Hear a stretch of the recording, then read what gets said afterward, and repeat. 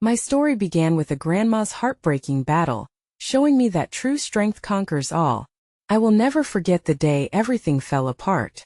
The air was thick with the scent of hospital antiseptic, and the sound of beeping machines filled the stark room. My heart raced as I gripped the edge of the chair, my palms sweaty because we all knew. We'd been waiting for the final verdict. Grandma was a fighter, but this time it felt different.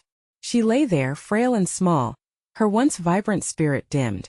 I could see the lines etched deep into her skin, each one a testament to the battles she had fought: life, love, loss. The doctors spoke in hushed tones, their faces grim. I couldn't focus on their words. All I could see was Grandma. The tears blurred my vision, but I wasn't ready to cry. I was holding on. The weight of our shared unspoken words hung heavily in the air. Outside, a storm raged. Thunder cracked like a whip, shaking the very walls around us. Lightning flickered, casting eerie shadows that danced across Grandma's face. In that dark moment I leaned closer, searching for a flicker of hope, a real connection. Her eyes opened slightly, blue as the summer sky, and for a fleeting second I just believed she would make it. In moments like these, memories flooded my mind. Her laughter, her stories, the smell of her legendary apple pie. Oh, how she used to scold me for stealing the dough. "There's strength and sweetness, dear," she'd say, her smile infectious. But here now all that sweetness felt lost. The tears spilled over as I held her trembling hand, suffocated by an urgency I couldn't articulate.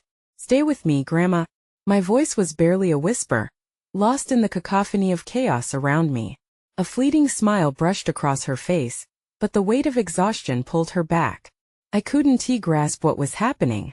The flicker of hope twisted into a knot of dread in my stomach. Time stretched painfully as I watched the doctors shuffle in and out. Their faces were masks, virtually unreadable, while my heart pounded with each tick of the clock. As they leaned in close, I caught the word hospice.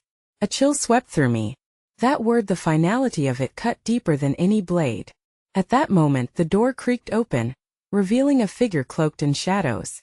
My stomach knotted at the sight, wondering who could add to this turmoil.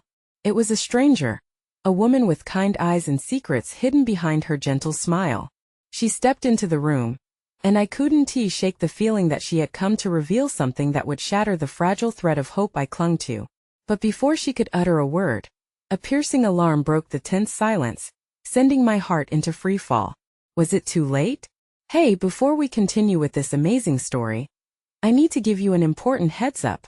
Many subscribers have reported that YouTube unsubscribed them without warning. Take a quick second to check the red button below to make sure you're still subscribed to the channel. I'd hate for you to miss any of the exclusive content coming soon. And while you're there, smash that like button, it really helps me out with the algorithm.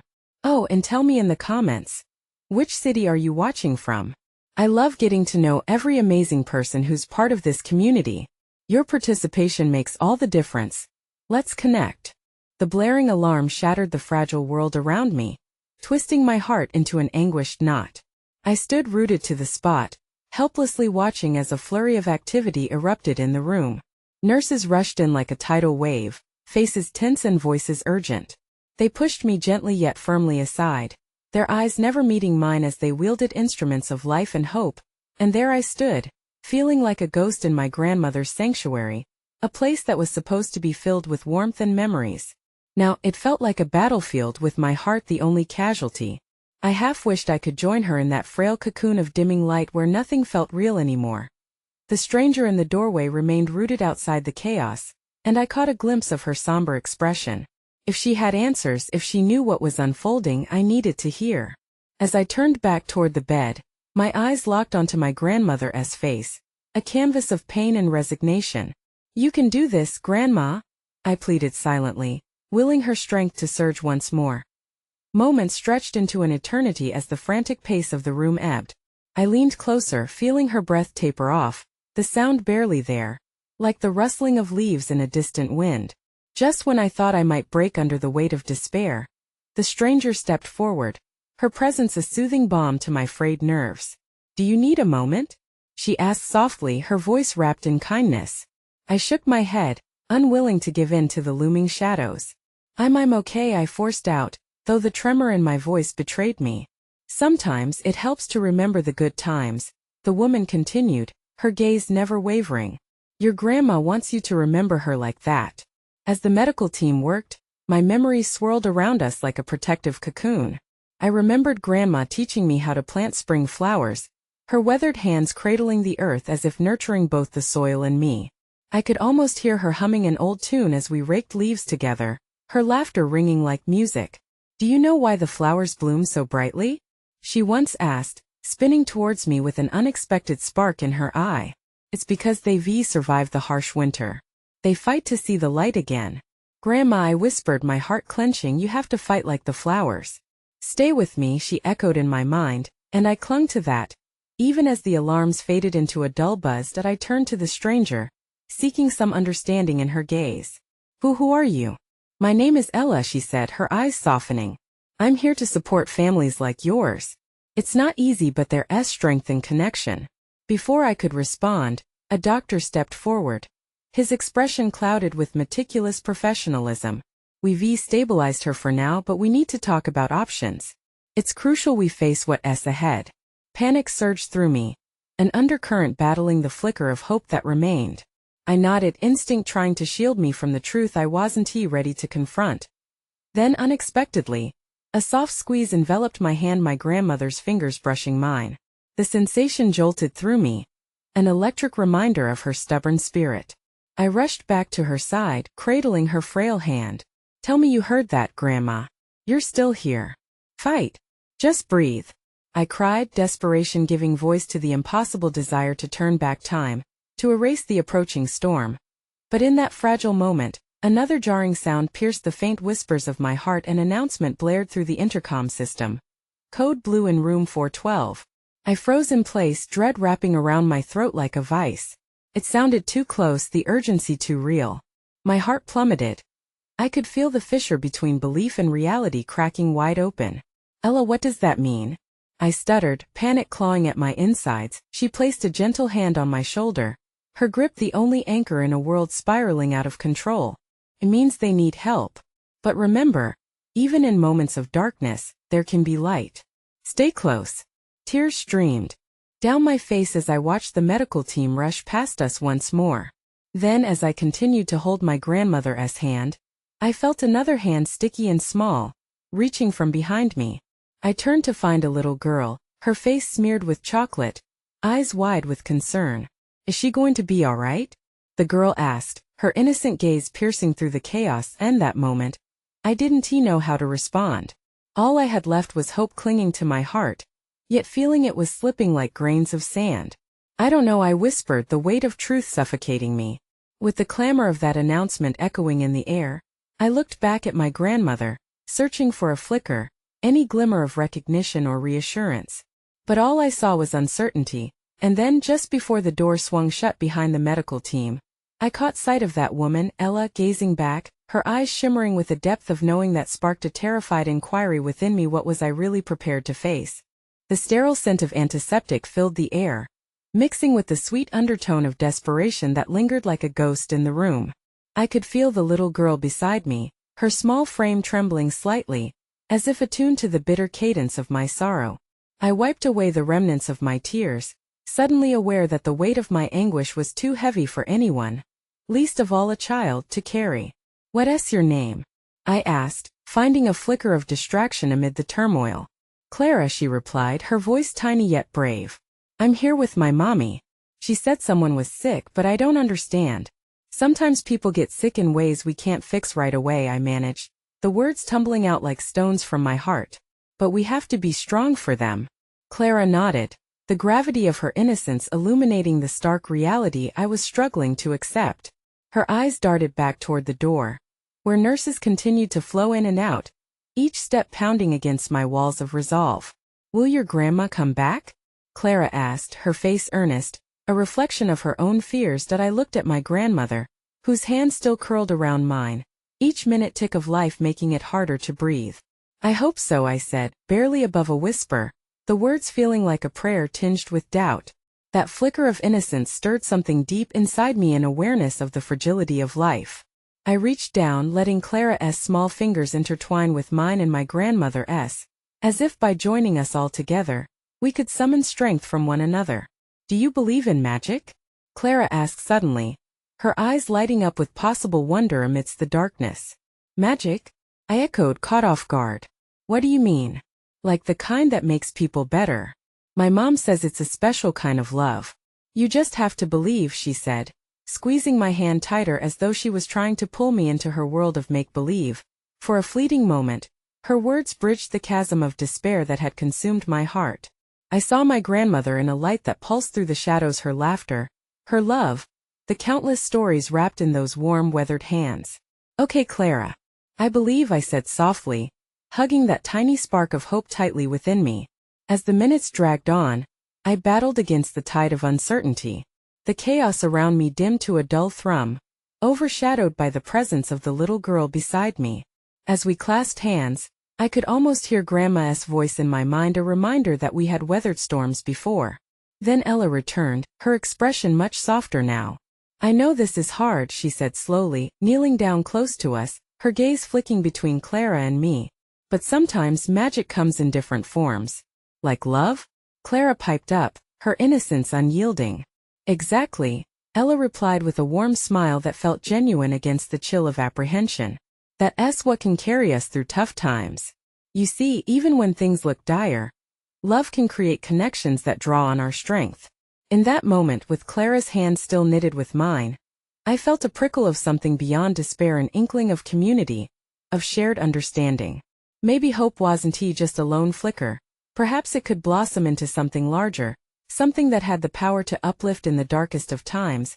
But then, as if the universe had sensed our moment of fragile reprieve, the door swung open with startling intensity, and a panicked nurse burst in. We need more units, stat, she shouted, her urgent tone echoing off the sterile walls. And just like that, everything shifted once more.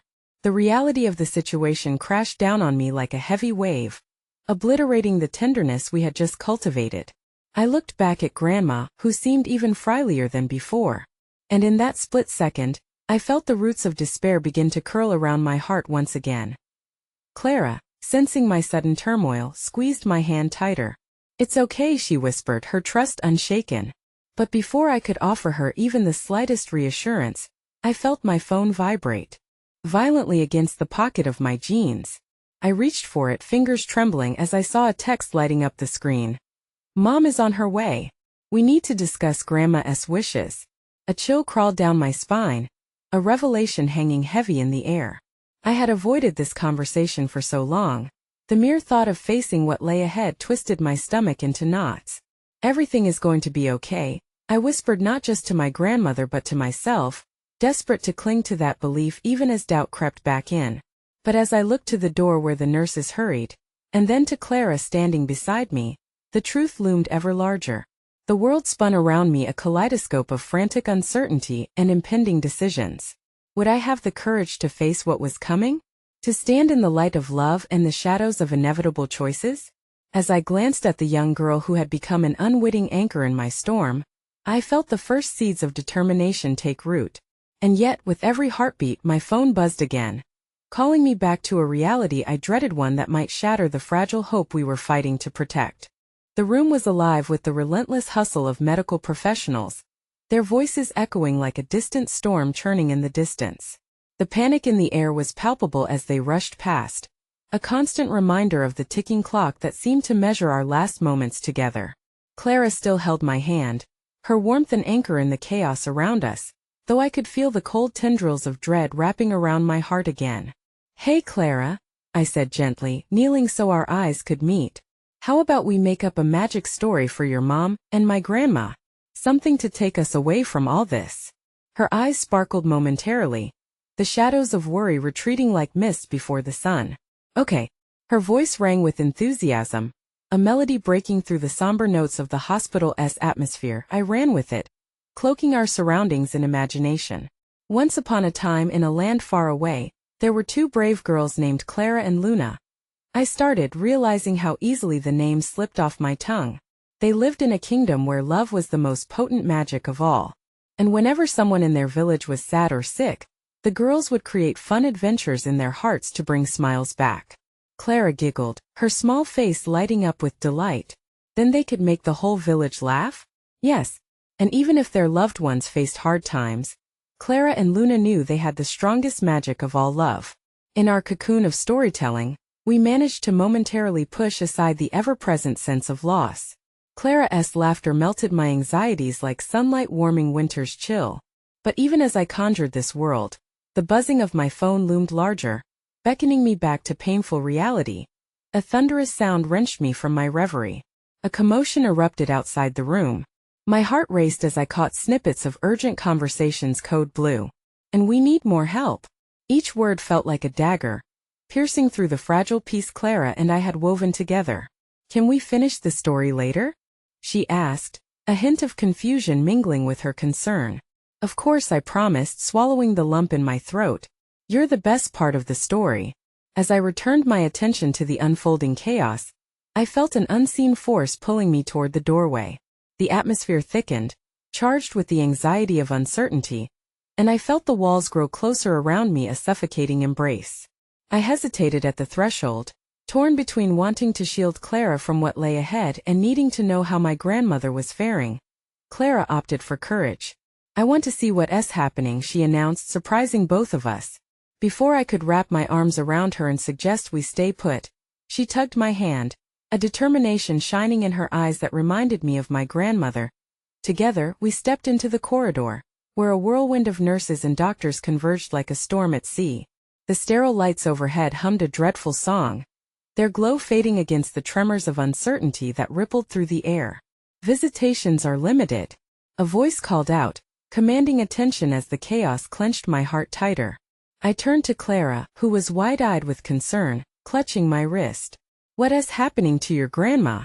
She asked, her innocence underscored by real worry. I knelt before her, steadying my breathing. I don't know, but we need to be brave. Just like Clara and Luna, I whispered, forcing a smile that felt like shards of glass in my throat. As we stood near the threshold of my grandmother's room, a doctor emerged, his expression stormy yet contained. I recognized the stern lines of worry etched into his brow. My stomach dropped and I could feel Clara shift beside me, sensing the instant shift in atmosphere. Are you family? He asked, catching my eye with a mixture of urgency and compassion. Yes, I managed, though my voice felt foreign, washed out. I need to discuss your grandmother's condition, please step aside. In that instant, an entire world crashed down on me. Facing the doctor felt like standing before a towering wave, one that could sweep us all away. My heart raced as I struggled with the gravity of what those words might signal. I cast a glance at Clara, who seemed mesmerized by the tumult of activity, unaware of how precarious our situation was. Clara, wait here a moment, okay? I urged, trying to retain a grip on my composure. Before the child could respond, I felt a surge of cold fear. Hardening my resolve, I edged away, guided purely by instinct toward this looming decision. Just as I was about to follow the doctor, my phone buzzed violently again. The trembling silence built as I fumbled for it, dread pooling in my stomach. Your mom just arrived at the hospital. She's looking for you. The text read, a stark reminder that the winds of my life were shifting once more. Panic clawed at my lungs. The conversation I had evaded was closing in on me, nearly suffocating in its urgency. What if my mother forced me into a choice, one that could shatter everything? Tiny flicker of hope I clung to. I turned back to Clara, who stood alone at the edge of the door, her gaze filled with an innocence so profound it felt like a raw wound staring back at me. Would our tender moments slip away like mist in the morning sun, erased by the gravitas of real life and impending choices? One step forward felt impossibly heavy, while trepidation gripped me tighter than ever. My heart pounded dangerously in my chest, and as I made eye contact with Clara, a question crystallized in my mind. Would I find the strength to face the looming choices about Grandma's wishes, or would the unfolding storm drown us all? I stood at the precipice of chaos, suspended in a moment that felt like an eternity. Clara's wide-eyed innocence contrasted sharply with the palpable tension that crackled in the air. Taking a deep breath, I steeled myself to follow the physician. My heart raced with each step I took, each beat echoing the uncertainty and dread that filled the sterile hallway. Mr. Jenkins, the doctor began, his face a tableau of concern as he motioned for me to take a seat in the small waiting area just outside my grandmother's room. We need to talk about your grandmother's condition. I glanced back at Clara, who was now playing with the hem of her shirt, lost in a world of her own, yet still issuing soft hums of consolation. I wanted to shield her from this impending storm, but I had to face it head-on. What is it? I asked, the question barely escaping my lips without trembling. He took a moment, as if crafting his words with the care of an artist painting a fragile picture. Your grandmother is stable for the moment, but her vitals have been fluctuating.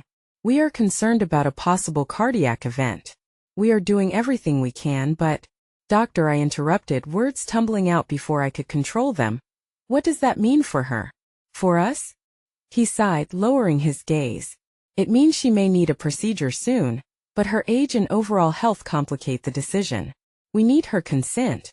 Have you talked to her about her wishes for end-of-life care? The weight of his words was suffocating, an anchor pulling me deeper into despair. I was not ready for this conversation. I wasn't prepared for the world where such choices existed. I didn't think we'd have to decide anything right now. She was just talking about her garden last week. I understand, but it's critical that families are involved in these discussions. She may not have much time left to express her preferences. I felt my heart collapse under the enormity of the situation, and I instinctively glanced back at Clara. In that split second, I saw a flicker of worry ripple across her brow, and I could almost hear her thoughts whispering in the silence. I had no choice but to face this windstorm.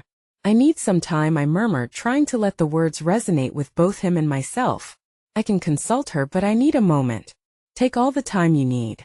He stood, giving me space to process the reality that suffocated me, retreating to allow the gravity of potential choices to linger like a mist in the air. I returned to Clara, who looked up at me with questions dancing in her eyes. Are we okay? She asked softly, weariness creeping into her voice. I knelt down, pulling her into a comforting embrace, desperately wishing I could shield her from this turbulent sea of uncertainty. We're okay, I promise. Your grandma is fighting hard. She is the best fighter I know. The words hung in the air, but I felt the conviction draining out of them, like sand slipping through my fingers. I want to see her, she said, a hint of bravery sparking behind her innocence. All right, let us do it together, I replied, standing up and straightening my spine, though my heart threatened to burst. We both took small steps toward the door, each footfall echoing the choices I feared lay ahead inside. The room was dimly lit, my grandmother's frail form resting under heavy sheets, memories of strength drawn around her like a tapestry worn thin. She looked almost ethereal, a threat of stark contrast against the clinical backdrop of machines and 4 drips. I pushed the door gently, and Clara entered first, her small form radiating an unexpected bravery as she reached for her grandmother's hand. Hey, Grandma, Clara said, her voice a soft lull that sliced through the oppressive silence. My grandmother stirred slightly, her eyes fluttering open, and a weary smile broke across her face. Clara, my little sunflower, she whispered, the warmth in her voice chasing shadows away. I took a step back, allowing Clara to bask in her grandmother's light, lost in their moment. In that instant, as Clara's laughter painted color into the gray, I felt a flicker of hope igniting, even amidst the uncertainty pressing down upon us like a heavy fog. Grandma turned her gaze toward me, her smile fading slightly. I've missed you, dear. I've missed you too, I responded, my throat constricting tighter than before. Why did everything feel so precious and fleeting? As I contemplated the impending conversation surrounding health and choices, my grandmother's grip tightened around Clara's hand, and I could see her faintly struggling against the weight of fatigue. I felt cold dread coil around my heart again, like a boa constrictor enmeshing itself deeper. Your mom is here, I said tentatively, almost afraid to mention my mother's name, as if saying it might summon her into the room like a dark specter looming over our fragile sanctuary. Grandma's expression shifted, a distant worry creeping into her gaze. I was hoping to see her, but what? I pressed, fear ricocheting off the walls in my mind. Make sure she knows it's important she understands what I want, what I need. The air thickened, and I caught Clara looking between us, confusion dancing behind her wide eyes, holding silent weight with every glance. Would there be enough time to piece together the scattered shards of wishes and quiet words unspoken? Just then, an unexpected voice broke the tense silence, interrupting the tender moment. A tall figure entered the room, my mother. her countenance filled with a mix of emotions, ranging from annoyance to concern. "Where have you been? I've been searching for you everywhere," she exclaimed, her words striking like icy shards as I turned to face her. A chill of uncertainty gripped my heart. Whatever conversation was about to unfold would unravel everything. In that moment, hope stubbornly flickered, but shadows loomed closer than ever, and I could feel the tide pulling me underneath.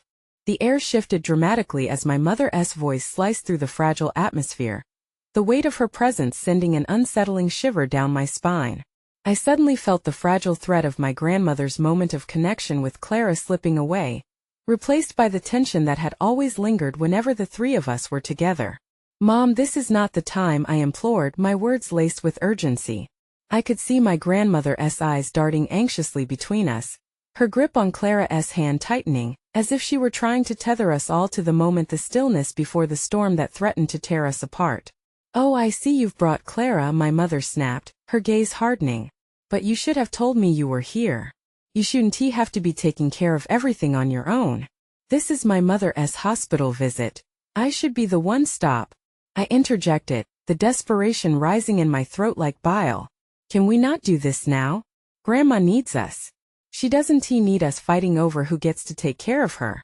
There was a heartbeat of silence, a long pause where time seemed to stall, and I could hear the beeping of the machine watching over my grandmother's fragile heart.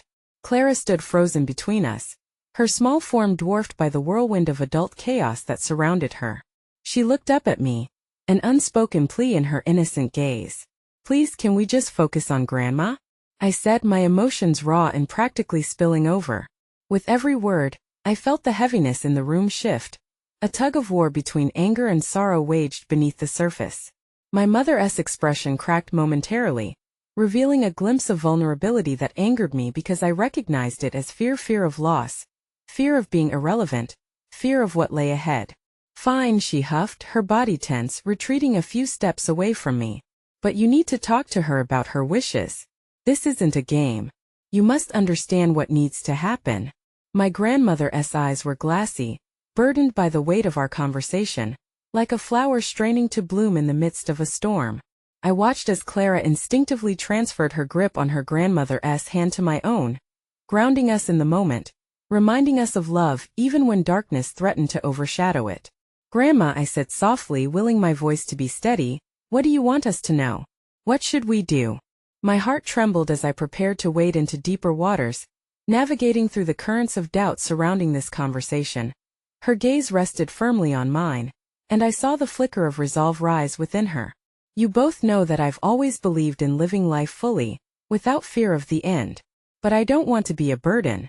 That's why I need you to understand that I want quality over quantity. I want my last moments to be filled with joy. If I can't have that." Then tears streamed down my cheeks, catching me off guard. I wasn't ready. I didn't want to have this discussion, yet there was my grandmother, sifting through the ruins of her strength, imparting her wisdom. "No, Grandma, you're not a burden. You are our source of light. And in that light you must remember what you have to do," she replied, her voice weakening with every word. A gentle reminder that the horizon could very well be even darker than we could imagine. Hours felt like seconds as we sat enveloped in the warmth of memories, sharing laughter amidst tears. I took a moment to observe Clara, her playful spirit somehow untouched by the weight that pressed against my own heart.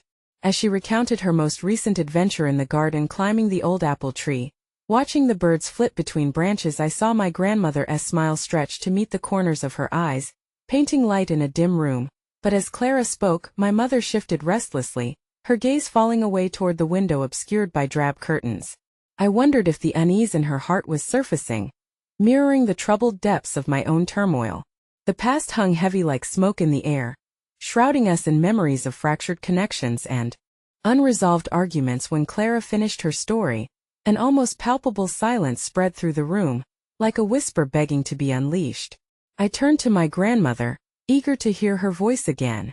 But before I could say a word, the monitors surrounding her began to beep erratically. The calm that had enveloped the atmosphere shifted into panic, a sharp crack that broke through the warmth we had woven. "Grandma!" I shouted, racing toward her side, my heart racing in rhythm with the frantic beeping. Nurses rushed into the room, a whirlwind of urgency and clinical precision. "Stay calm. We need to stabilize her," one of them instructed, while others flocked around the foreign monitors, fingers flying like a symphony of practiced movement. My mother stood rooted at the doorway, eyes glued to the scene unfolding before us, as if she were watching a storm she couldn't comprehend.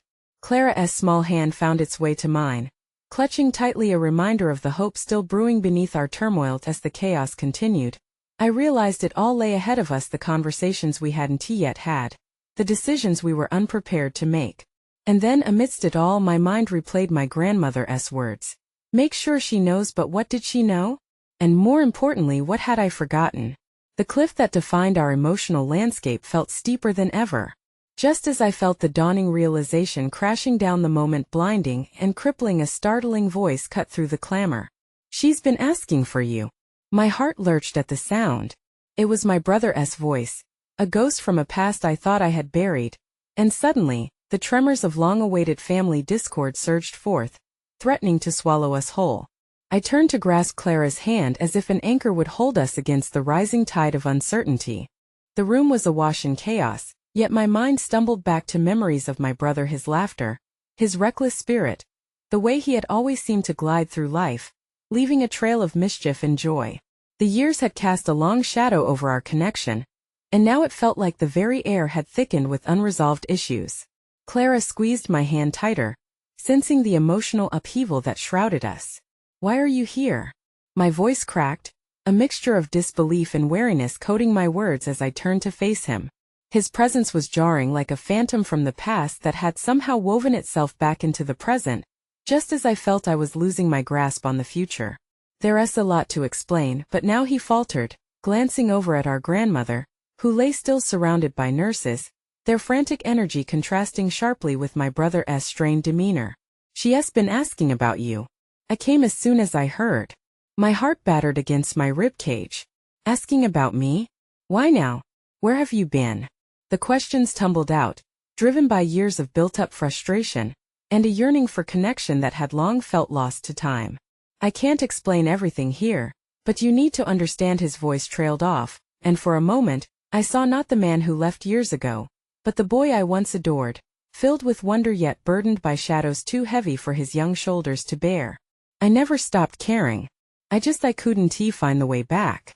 My eyes flickered toward my grandmother, whose breath seemed to waver, a fragile rhythm echoing through the tumult of emotions in the room. I swallowed hard, battling the chaos swelling inside me. "What does she need to know? What did you think to tell her?" Before he could answer, another nurse interrupted, her brow furrowed in professional concern. "We're stabilizing her, but we need to keep the family calm for now," she instructed, though her tone felt more like an apology than reassurance. Clara's trembling form leaned against me, her small aura a beacon of innocence amidst our collective turmoil. "Just stay right there," I murmured to her. I couldn't allow the fear to swallow me whole, not in front of her. I needed to be strong for both my grandmother and Clara, even as my own foundation seemed to quake beneath me. The exchange with my brother hung over us like a specter, the weight of our fractured past suffocating in midair. But then, from the corner of my eye, I caught sight of Clara's face, a little furrowed brow as she adjusted her grip on my hand, perhaps squeezing it out of sheer desperation to hold onto the flickering light of hope amidst our family discord. "What's going on?" she whispered, her voice a candy-wrapped secret, hopeful yet tinged with worry. "Just some family stuff, sweetheart," I managed. "They'll be okay." But the knot in my heart felt insistent, gnawing at the edges of my conviction. I wanted to believe that everything would be okay, that this moment of crisis could lead to resolution, but the knowledge of my brother's return threw that into sharp contention. As the nurses carried on with their work, the room began to settle into a tense quiet. My heart raced to a different rhythm, the pulsations of uncertainty threading through each beat. "Why do you care now?" I demanded quietly, turning back to my brother. I didn't want to confront the ghosts of the past, but the answer hung heavy between us. Just as the beeping monitors served as a constant reminder of our grandmother's fragility, he let out a long breath, his line of sight flickering to the floor before looking back at me, raw emotion etched across his features. "Sometimes it takes a moment like this to really see what's important. I know I left too much unsaid, but Grandma deserves better than our silence. I'm here because I owe it to her, to you, to all of us. Tears threatened to spill again as the weight of his honesty washed over me. Somewhere beneath my anger lingered echoing frustrations, like distant thunder yet unfulfilled that struck at the core of our shared history. You just left. You didn't even say goodbye. You didn't care about what it did to us. I was scared, he confessed, his voice hoarse as it wrapped around the truth that was far too familiar. I thought I was protecting you from my mistakes. But now he hesitated, the raw vulnerability in his eyes compelling me to listen. I'm here to make things right, to help us all move forward. However that looks. If you'll let me. A part of me ached to believe him, to accept his words as a promise of a better future, even in the face of our grandmother's decline. But another part of me clung fiercely to the hurt that had festered, unwilling to abandon the ache of betrayal and loss for the comfort of a fleeting reunion. Before I could respond, something began to change. The monitors around my grandmother increased their frenzy, a cacophony pushing us all to the edge. In the midst of this emotional tempest, the doors to the room burst open, revealing a doctor with grave expressions shadowing their face. We need the family to step back, the doctor said, voice clipped and authoritative. Your grandmother is experiencing complications. Every instinct within me screamed to not be dismissed, to fight for the small flicker of hope that lay within our circumstances. I turned to Clara, my heart half filling with a mixture of dread and determination. As I stepped closer to my grandmother's side, ready to bridge the chasm that had widened too far for too long, the fear clamped its jaws around my heart. I looked back to my brother, the unspoken plea echoing in the space between us. We need each other now more than ever. But as I glanced past him, I caught movement at the doorway, catching a glimpse of someone slipping through the bustling crowd of medical personnel. My breath hitched the unmistakable silhouette of my father, the weight of his return crashing over me like a tidal wave. How had he found us? And what did this mean for our fragile moment of reconnection? I inhaled sharply, a spectrum of emotions swirling wildly within as the room spun out from under us, the echoes of a once-shattered family suddenly threatening to consume our last chance at healing. The air pulsed with a thick, taut energy as I faced my father, unexpected and unwelcome in a moment that felt too fragile, too laden with unhealed wounds. He stood at the threshold, vulnerability flashing across his features almost instantly replaced by the familiar mask of stoicism. It was an expression I had often blamed for our family's disarray, a shield that had kept us apart through years of silence. Dad, the word barely escaped my throat, a mix of disbelief and dread as I felt the tumult brewing within me, swirling alongside the chaos surrounding my grandmother's bed. Clara's little hand squeezed mine. In that instant, she became my anchor amid this whirlwind of emotions, reminding me why I had to be strong in the face of betrayal. I need to see her, he said, voice low yet firm, his eyes narrowing as he stepped forward, oblivious to the layers of history bound in that room. For a fleeting moment, I could see the flicker of a man I once admired shining through, but it quickly drowned in the sea of resentment I had built since he walked away. You think you can just waltz in here? After everything? I spat, the words sharp and condemning, each syllable weighted by all those years of hurt. My brother stepped into the fray, fingers twitching against his side, torn between loyalty and the tumultuous web of our shared past. Let him through, he said, his voice low and tinged with a wisdom born of pain. The more of us here, the stronger we'll be for Grandma. I shot him a look of disbelief. The very idea of allowing our father into our fragile moment felt like threading needles through a broken heart. Stronger? This is the last thing we need, I retorted bitterly, my gaze flicking back to my father, who now wore the mask of wounded pride. For once, he faltered, surprise flickering across his features before being expertly masked away. Clara shivered beside me. Feeling the tension crackle around us, I knelt down to her level, hoping my rising panic wouldn't spill into her world. Hey, do you remember the story about the butterfly? How it struggles to emerge from its cocoon before it can fly? I whispered, trying to keep her focus away from the brewing storm. She nodded, eyes wide, still anxious but striving for that glimmer of innocence. But it has to get out to be beautiful, she said, her voice steadied by the weight of wisdom far beyond her years. Exactly. You're right, I said softly, patting her little hand reassuringly. Our conversation became a fragile thread connecting the chaos below. But a jolt of reality brought me back. Our grandmother was fighting for her breath, And here were the ghosts of my past weaving themselves back into the fabric of what should have been a delicate moment of unity. The doctor returned suddenly, his presence forcing a shudder through the air that felt heavier with every step. "We're stabilizing her, but we need everyone to stand back," he said firmly, ushering guards of urgency around our grandmother's bed. Without another word, he turned his attention back to the nurses, leaving my father standing at the edge as fear rippled through that heart-wrenching silence. It was a moment suspended in time, our grandfather's shadow looming over us, threatening to dissolve our cautious hopes. Against the backdrop of frantic medical jargon, voices painted with worry, I took a step forward, my desire to confront the looming fractures overwhelming. "She deserves to know you're here," I said, my voice breaking as it reached my father like a fragile bridge, begging for them to connect. But I didn't wait for his response. "You need to speak to her. You owe her that, and us too." My tone carried a weight of urgency that demanded acknowledgement, my tumultuous heart demanding connection even through resentment. The room resonated with silent surprise, my brother's eyes wide with recognition of my plea, as if I had spoken words he too had withheld in truth. My father, taken aback, seemed to reconsider, his gaze shifting toward our grandmother. Slowly he stepped forward, the weight of years pulling him down, but a flickering spark of resolve glinted behind his weary eyes. I held my breath, watching him approach Grandma's frail form, hovering between worlds, heart poised at her side as if tethered to both love and regret. The moment felt suspended, alive with unexpressed words and memories that rang like silent bells through the room. Suddenly the light shifted, flickering like a candle fighting against the wind as I turned back to watch Clara. There was something about her, her small form standing resolutely beside me, face lit with the gentle glow of innocent belief. And then came the faint, barely there sound, the stirring of a whisper traveling across the air, the trembling, hesitant voice of my father. "Mom, I'm here."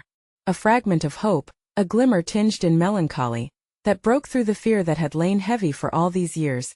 But before I could process that unexpected emotion blooming between us, an officer stepped in, gently guiding my father back with somber respect. "Sir, we can only allow one family member per bedside." "I'm sorry." My heart sank as I seized on the moment that slipped away. It was a frantic, chaotic rush of visions, the bond between us on the brink of reconnection, but once again disrupted before I could let panic stake its claim. My brother reached out, thumbs brushing against my shoulder as if chaining us together against this unseen tide. "We can still keep her company. Even if we're here apart, we're still family, we can face this together." I shook my head, uncertainty washing over me. Could we truly mend what had been broken under the pressure of grief and abandonment, even with a shared legacy of a love that had faded into the backdrop? I barely recognized my own thoughts, confusion sowing seeds of doubt in the space between us. Then it dawned on me suddenly, shocking through the weave of my thoughts. "What if Grandma knows?" I whispered, forming the question as if speaking it would unearth buried truths.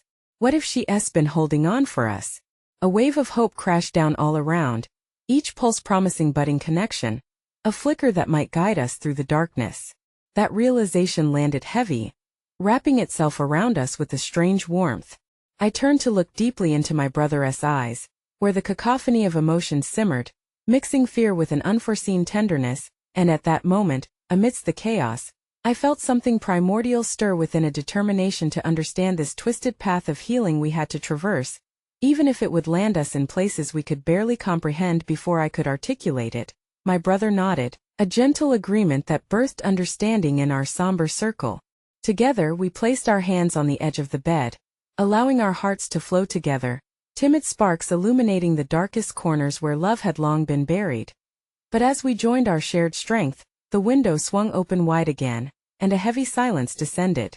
The beeping of monitors slowed, colors dulled, as our grandmother's breaths began to wane, coaxing us forth into another unexpected plunge. Yet just as I thought the moment would carry through, Clara tugged at my sleeve, her face alight with something odd and puzzled. "What is happening?" she whispered in a voice trembling with the weight of uncertainty and alarm. And then, almost imperceptibly, a new shift quaked through the room. A sound echoed faintly at the edges of my awareness, a word that wormed its way into the air like a recipe for oblivion, carrying with it the scent of truths long hidden, things I could scarcely comprehend. "Forgive." The single haunting word hung suspended in the air, revealing threads that once shattered, were reweaving themselves into a tempest of forgiveness, denial, and hope. Everything shifted in that breath, and with it, the fragile ties binding us together in this raw, chaotic moment. The cliff before us loomed, teetering on the brink of understanding and heartbreak. Would we grasp what was to come, or would we falter into an unknown abyss? As the haunting echo of the word forgive lingered in the air, time seemed to stretch, collapsing and unfurling like a delicate piece of origami. Each second was a reminder of the pain we had carried, and my heart raced with the weight of possibility and the fear of loss. Clara's wide eyes mirrored my inner turmoil, her innocence forming a protective bubble that slowly began to crack. Clara. My voice was steadier than I felt, a lifeline cast into the unknown. I need you to squeeze my hand, okay? We're going to need each other right now. She nodded, apprehension dimming her sparkling resolve, and her tiny fingers wrapped tightly around mine, an anchor of strength amidst chaos. The monitors were alive with a cacophony of sounds, pulsing like our racing hearts, reminding us with every beep that time was slipping through our fingers. My brother's grip on the edge of the bed tightened, his eyes darting between Grandma's frail form and my father, who stood just beyond the threshold, visibly grappling with the moment. An invisible barrier rippled between us, one forged in past wounds and hidden disappointments, but in the tremor of that singular word, I sensed an unfamiliar shift. As if the universe, in all its bewildering complexity, had conspired to bring forth a moment of clarity we had all been desperately avoiding. Gathering my thoughts, I whispered to Clara, who was squeezing my hand with fierce determination, "Remember the butterfly? It's okay to struggle, but there's beauty in getting through the tough parts." My brother nodded, his eyes still fixed on the scene before us, caught somewhere between belief and hesitation. Maybe that's what Grandma would want us to do. Not just for her but for us. And then it hit me, a sudden realization that stirred courage deep within. This struggle wasn't just hers, it was ours. A battlefield marked by old scars and unspoken longing. We have to allow ourselves to forgive for ourselves and her. This could be our chance. I shifted my gaze back to my father, who had fallen silent, his face a picture of conflict, shadows playing across his weary features. Maybe he was contemplating the same thing, hovering at the brink of a reckoning. The battle within him flickered like a candle in the wind, uncertain, but not extinguished. "Dad," I called out, my voice wavering against the rawness of the moment. "If you want to talk to her, now's the time." The words tumbled out without hesitation, a small beacon of hope against the storm. My father took a tentative step closer, hesitating before the bed as if confronted with a wild animal rather than his own mother. Clara leaned closer as well, every fiber of her being directed to mend what was frayed. I held my breath, willing him to take the leap. He hesitated, eyes closed momentarily, as if summoning the spirits of long-dead memories. Finally, he opened his eyes, and there was a flicker of something, not quite regret, but a hint of yearning tinged with fear.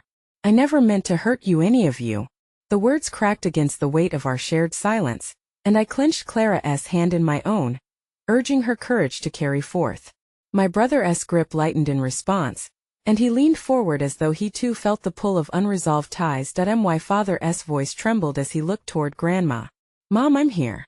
I'm sorry it took so long." Those simple words, heavy with emotion, began stitching together the frayed edges of our history. And in that moment, something incredible happened. The room shifted, warmth spreading through the cold air where fear had reigned. Clara gasped softly, her face lighting up in a way that reminded me just how magical this child was, her innocence illuminating the dark. Together, we leaned closer to Grandma, the four of us tethered by something more profound than the hurt that had once divided us. There was a hesitant beauty in this reopening of wounds, perhaps an opportunity for healing as well. I could see my father wrestle with emotions, his voice rising and falling like the tide. "I wish I had been there for you in those moments. I wish I could take it all back." Clara's small voice interrupted the fog of our emotional battleground. "Don't say wish, Daddy. Just tell her to wake up. Tell her to open her eyes." Her plea hung in the air, a call to arms in a way that only a child could muster. It moved through all of us, a gentle push urging us toward another level of connection. Suddenly, I found myself wanting to speak, to share the same sentiment, that this was a time for courage, for light to penetrate through the cracks. "Grandma," I said softly, my heart racing, "we're all here. You don't have to fight alone. Just please connect with us. Please guide us if you can. Each word was more than just an attempt. It was a prayer. And then the air shifted again, thick with anticipation.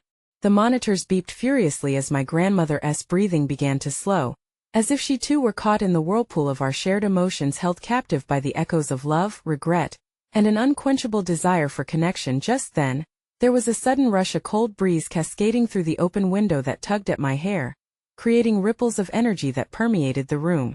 It was a shock that chilled me to the bone. Eyes wide as a figure from my distant past flickered across my mind, a memory I had buried, a shadow wrapped in the regrets of what could have been. Forgive, that spectral voice repeated again, trembling on the edge of reality, and for a heartbeat time blurred. I turned, feeling the air crackle, heart pounding anew as questions rose like smoke. What did it mean? To forgive? Would that allow Grandma to finally let go? Or was it a path to more pain? Would the courage we found today strengthen us or unravel us even more? As clarity settled in, I felt my heartbeat match the rhythm of the beeping monitors, and for a singular moment, the room became a tapestry woven from our collective fears and hopes. Each thread vibrating with unchallenged love, but also the possibility of heartbreak. The monitors descended into a silence that curled unsettlingly around us, like a soft whisper beckoning us closer to the precipice, hinting at revelations we weren't prepared to face. And as the darkness began to seep through the cracks, I felt a chilling shiver race down my spine. In that breathless moment, I realized something dark and twisting, and it threatened to pull me under. What if we knew the truth about Grandma's desire to forgive, and the reason she drew those endless breaths? The very answer that could unravel everything we hoped for rested just out of reach as we dangled on the edge of understanding. The realization gripped me with a vice-like hold, our fragile unity shattering in silent, agonizing dread.